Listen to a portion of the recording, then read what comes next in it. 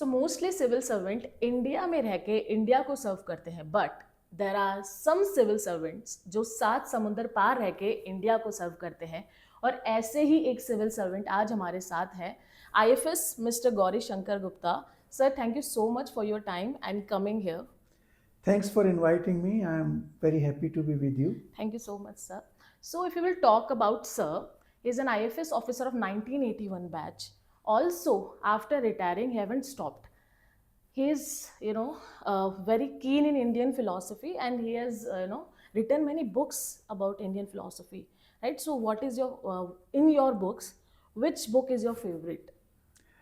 You see, I started writing books in, I would say, 2010, when I was ambassador to Hungary and Bosnia. Oh, That was the time when I was exposed to what I can call spiritual thoughts. I have been reading on spirituality since 2005, 2006, but then I got deeply involved into that. And while in Hungary, I got an opportunity to address a large number of gatherings, sometimes 2, 3 gatherings in a day on spiritual issues. So that actually, encouraged me to write on this subject.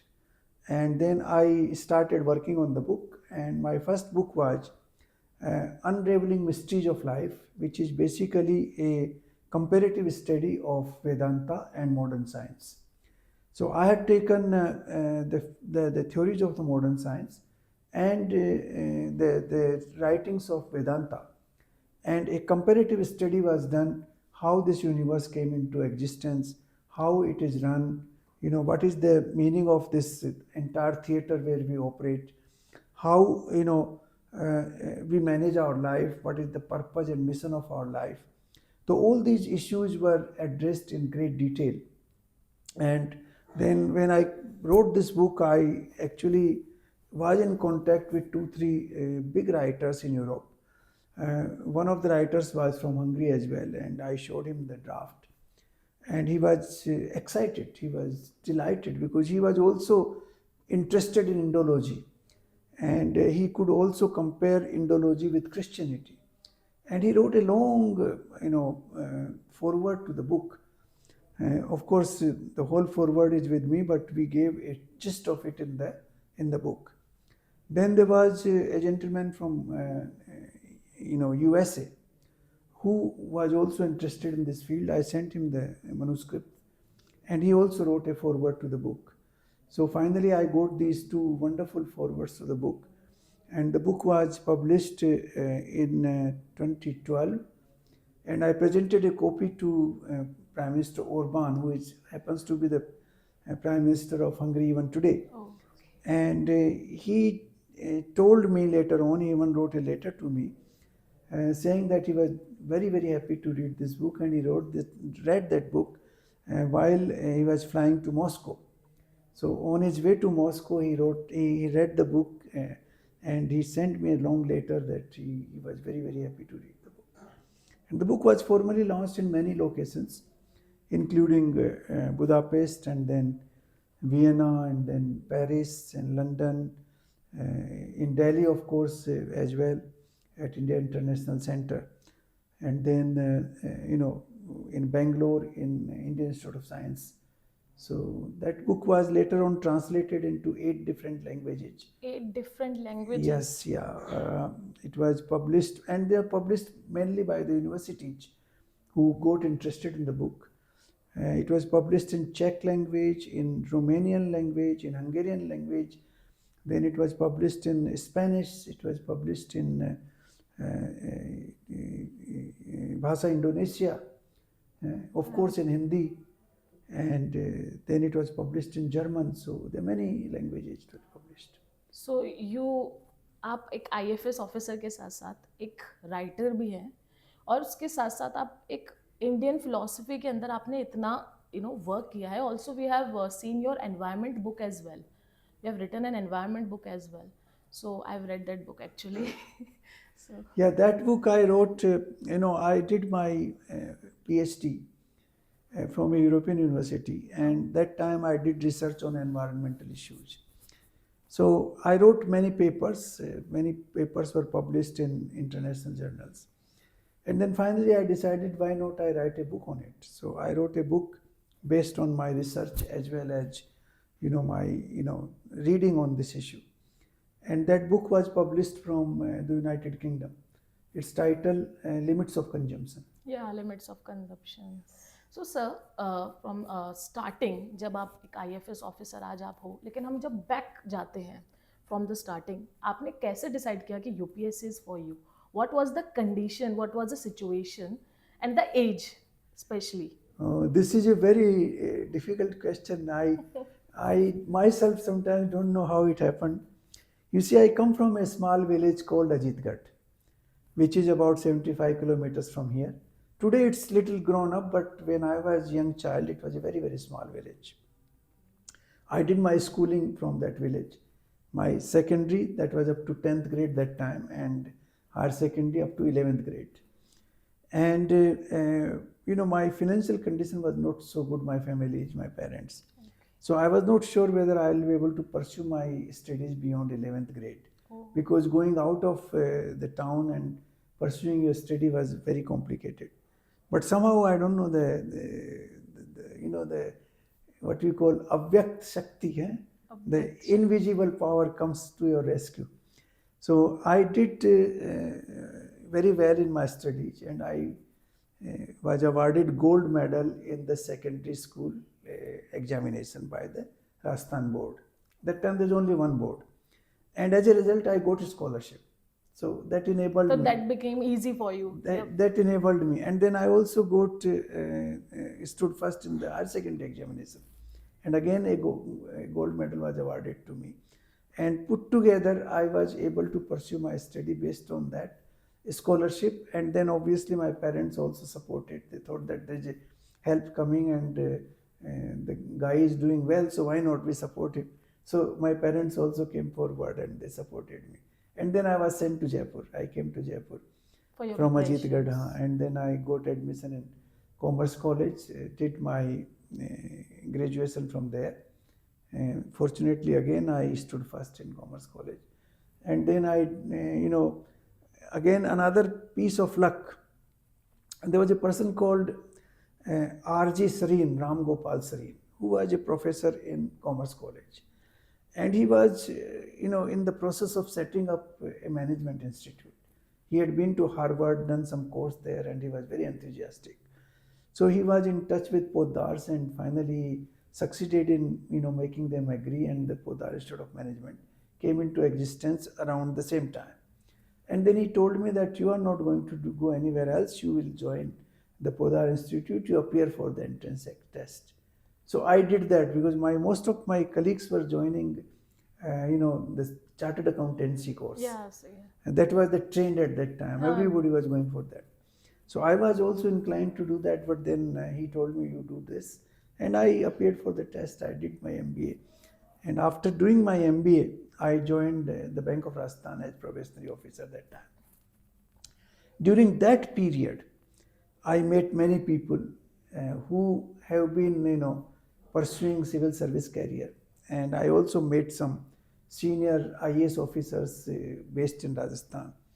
And that became an inspiration for me. Why not I also try? So I tried. Okay, so by seeing IAS officers, yes, you had that just, okay, I should try. I should try. Okay. So and then I tried, that was what I tried in which year? 1980. By the time I was married, I had a child. And in 1980, I appeared for the exam. And I got selected in my first attempt. In your first attempt? Yes, I got selected. I got a reasonably good rank. I stood 45th, I think 44 or 45th. 44th. And then my first preference was Indian Foreign Service. So your first preference was IFS? Yeah, it was IFS. I thought, why not? I should represent the country abroad. And that time I did not know much about the Indian Foreign Service. But sir, mostly students have preference of IAS. Yes. But you had the preference of IFS. Everybody wanted me to join IAS. Everybody. Because all my relatives and friends They thought if you are in Rajasthan, you could be of some help to us also. That was the purpose, you see. But then somehow it didn't work for me. I thought I'll, give my first preference to Indian Foreign Service. There were other regions also, which I don't want to mention right now. So if we'll talk कि आप जब select हुए, जब आप training पे गए, तो why it is so कि आईएफएस की जो ट्रेनिंग पीरियड है वो आईएएस से ज्यादा होता है? लाइक यू सेड कि IFS was my preference. I think IFS की training is 36 month, right? 36 month No, plus. approximately total 2 years. Yeah, see? and IAS is 21 months. Yeah. So why it is कि IFS officer को इतनी ज्यादा मतलब लंबे समय के लिए ट्रेन किया जाता है? What is the You see, reason? during when I was, in the service, I joined the service in 81. We did together like Rakesh and we were all together in Mussoorie for 3 months. So we did that foundation course. Then IAS officers have their proper institute in Mussoorie, so they continue there. We didn't have a proper institute, so we come to Delhi. And from Delhi we are sent to JNU, then Institute of Mass Communication, and then the Foreign Trade Institute, and then other universities and institutes we are sent for 3 months, 2 months, 5 months. That was the pattern at that time. Now we have a Foreign Service Institute in Delhi where all the courses are done there. But that time it was not so. So our courses were spread over to various institutions where we used to go and complete the course. And thereafter we would be sent to what we call a village visit to see the life in the rural India. So we would stay there. I went to that time Faizabad, Ayodhya actually. That is how we were sent there. And then I was sent for 3 months district training. That I went to Anantapur in Andhra Pradesh. And that time, President Sanjeeva Reddy was there as president. So he comes from Anantapur. So he used to come to Anantapur very often. So that gave me a good training in how to handle, visits and protocol and all that. Mr. Ramakant Reddy was district collector in Anantapur that time. He was a very nice person. He helped me to learn a lot. So all this process ended up for almost, total period of 2 years. And then I went to Belgium to learn first they teach us the language, that is the French. I opted for French. So sir IAS और IFS के बीच में ये अंतर है कि IFS training के time पे foreign language learn करते हैं और IAS Indian language, other Indian language learn करते हैं. हाँ, बिल्कुल.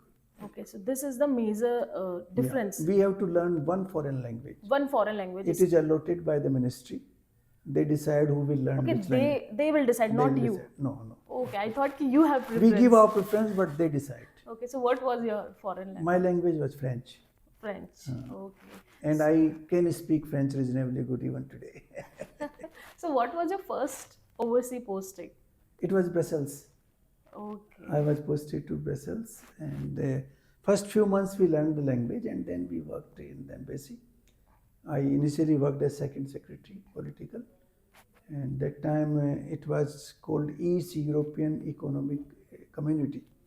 It was not European Union that time. So we were accredited to EC also. So we were looking after both the Belgium, Luxembourg, and the European Union. So I visited the European Parliament in Strasbourg that time. And we had, lot of interaction with European MPs. So also I'm so very curious to ask कि एक IFS officer की सबसे best जगह, मतलब एक होता है ना कि ये पोस्टिंग है तो बहुत ज़्यादा अच्छी पोस्ट, मतलब ऐसी जगह जहाँ पे अगर आपका होता है तो that is good, and one that is worst. तो आप कौन सी ऐसी 2 पोस्टिंग को बताओगे that is very good place for an IFS officer and not a good place for an IFS officer? It's really very difficult to say that. In my opinion, I found every posting as a challenge. And my objective was to enrich the relationship with that country, India and that country, wherever I went. So that is, but in general, there is a sense in what you are saying. Like, for example, neighboring countries, they are always a big challenge. You go to Bangladesh, you go to Nepal, you go to Bhutan, Pakistan. These are considered very challenging postings. Okay, the neighboring countries are Yeah, very very, challenging. very challenging, most challenging. I Then, thought of the course, neighboring one is really good. no, they are, not easy to work. I have worked in Bangladesh. After Bangladesh. Belgium, I went to Bangladesh. Okay, so it would be And like a very, ups and downs from Belgium absolutely, to Bangladesh. absolutely. And that time, I saw how difficult it is to work in a neighboring country.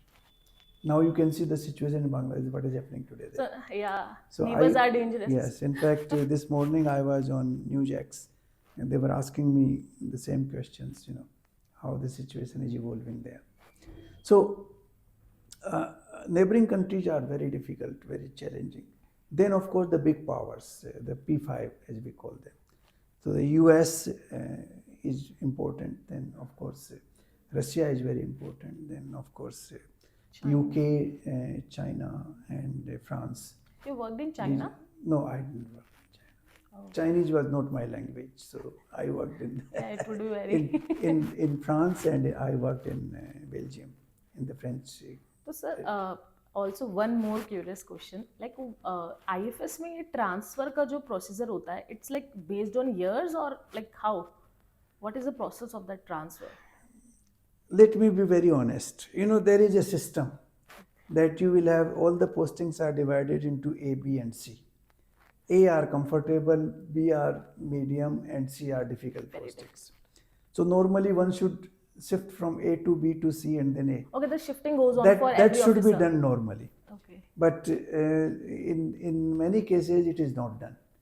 The people who have good connections, they are able to get A The A postings one after postings. another, one after another. So there are people who move from for example, US to Europe, and then back to some East European countries, and back to Delhi, and then again to US. There are cases like this. So some manipulation is there. The fairness is not there exactly, but still the ministry tries to be fair to some extent.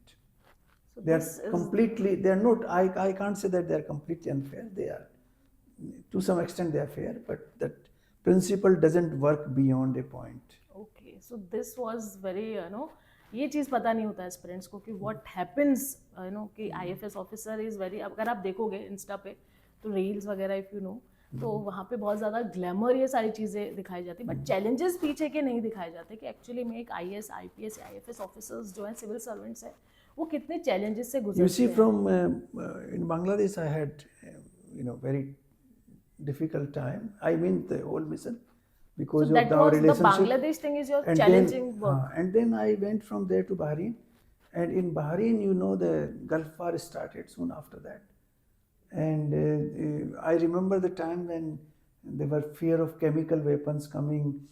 All the Indians had to be evacuated. We made those arrangements for their evacuation, and then we sealed our houses, stored food in the houses, that if there's a chemical warfare, what would happen. So all these things happened, and we were there during that time. So what was your challenging experience in IFS field? The Bangladesh chapter, I think every posting is a challenge. but most challenging जो आप कभी भूल नहीं सकते, सबसे challenging. Bangladesh, Bahrain, and Mongolia. I was ambassador to Mongolia. Mongolia is a very, friendly country, but climatically very harsh. I have seen minus 42 degree in Ulaanbaatar. So you have to work about in those the, kind of, but very friendly people. Mongolians. And I had a fantastic relationship with the Prime Minister and the President. Every 2-3 months we used to have lunch together at home.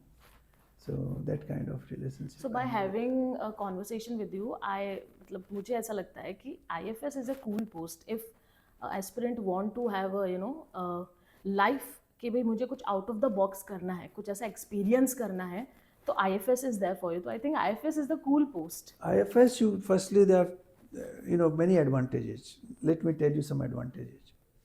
The first advantage is that you are not disturbed by the internal politics. Internal politics. In the state, the internal politics always keep influencing your decisions and your acting, how you act. Then secondly, you experience different cultures, different civilizations. You have to read about them, you have to learn about them.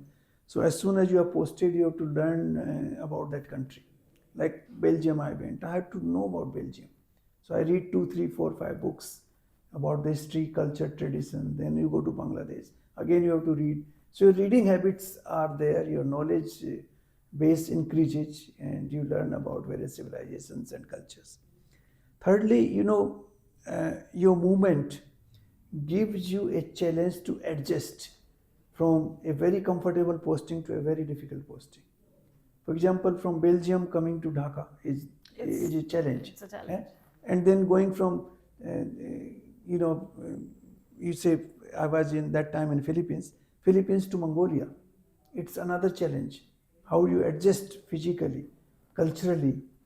It's a challenge for family and children also. So mostly Because they have difficulty in adjusting in new schools.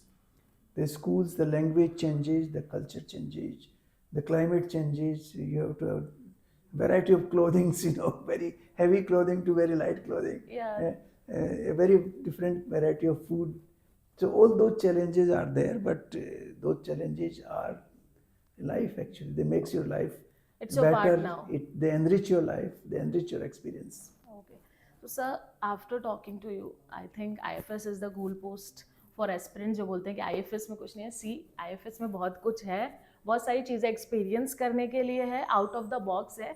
And sir, lastly I want to ask a last question from the aspirants, from the UPSC aspirant side. Mostly I ask कि भाई क्या ऐसी चीज़ है जो एक aspirant को करनी चाहिए ताकि वो यूपीएससी में सिलेक्ट हो सके. लेकिन मैं आपसे ये पूछना चाहती हूँ, क्या ऐसी एक गलती है जो यूपीएससी एस्पिरेंट को करते हैं जिससे कि उनका यूपीएससी में सिलेक्शन नहीं होता, एज पर यू? देखिए, मैं ये मानता हूँ कि first of all you have to have a very strong determination that I have to do this. That determination should be followed with hard work. You cannot lax. It's a tough examination. Competition is very strong. There are, I think, 10 to 12 lakh students appear, and ultimately 300-400 are selected. And you have to be in the first 150 to get the principal service. So in order to compete there, you have to work very hard. And you should not remain confined to, the coaching part. You have to learn about the subject in a holistic way. And then you can focus on coaching also, but firstly you have to learn. For example, economics. You should read few good books on economics. Macroeconomics, microeconomics, what is planning, what is Keynesian theory, what is this theory, that theory, Nobel Prize winner. You should have holistic knowledge. And then you can focus on, selected part of it. So you are not lost. What happens these days is people do not have the holistic knowledge. They only focus on a Q&A process and the material prepared only for the exam. Now that is not enough. But that is fed by the coaching itself. But that is not enough.